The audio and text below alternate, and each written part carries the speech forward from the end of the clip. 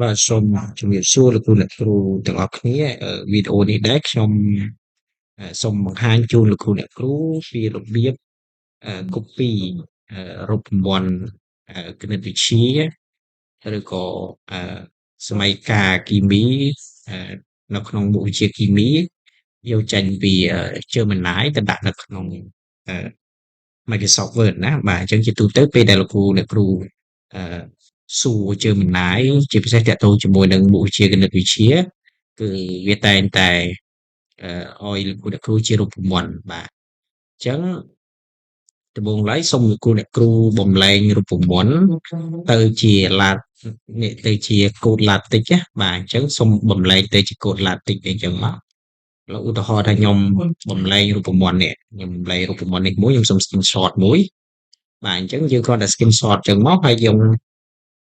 copy ដាក់ Gemini មកហើយសូមឲ្យ Gemini នេះសរសេររូបមន្តហ្នឹងទៅជាកូដ LaTeX អញ្ចឹងយើងគ្រាន់តែប្រាប់ Gemini មកសូមសរសេរជាកូដ LaTeX មកបាទអញ្ចឹងតោះមកយើងគ្រាន់តែចុច submit ទៅបាទអញ្ចឹង Gemini ហ្នឹងវានឹងចាប់ផ្ដើម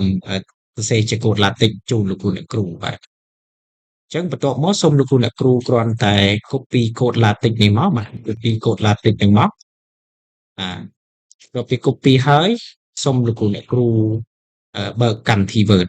បើកកម្មវិធី Word មកបាទបើកកម្មវិធី Word ហើយយើងចុច Alt និងសញ្ញាស្មើបាទ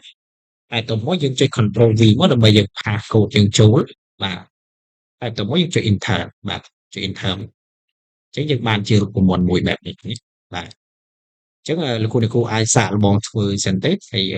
បើមានជាសំណួរអីអាចសួរខ្ញុំបន្ថែមទៀតបានអញ្ចឹងវីដេអូនេះមានតែប៉ុណ្្នឹងទេលោកគ្រូបាទ